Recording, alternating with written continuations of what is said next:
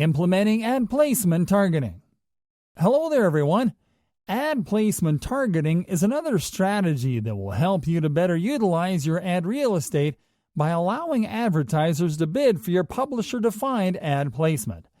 Implementing ad placement targeting is a pretty streamlined process, and you have to start on your AdSense dashboard, from where you will have to click on the My Ads tab and then on the Custom Channels option. Once in the Custom Channels page, you will have to either select an existing custom channel that you would like to make targetable for advertisers or to create a new targetable channel from scratch. In our case, we are going to create a new targetable channel by clicking on the New Custom Channel button. Start by entering a name for your new targetable channel in the name field.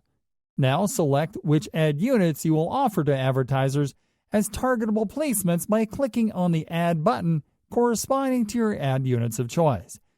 Once you have selected which ad units will be targetable on this particular channel, you will need to check the Show this custom channel to advertisers as a targetable ad placement box. Don't forget to check this option. Otherwise, your placements won't be targetable. Now you'll have to fill in the information that you'll show to advertisers. Start by specifying where the ads will appear. For example, on blog posts, articles, or search results pages. We recommend you to be specific. In our case, we're going to specify our main topic as the target placement. So we type online business blog posts. Then you'll have to select your ad locations. You can either select a specific location or the multiple locations option.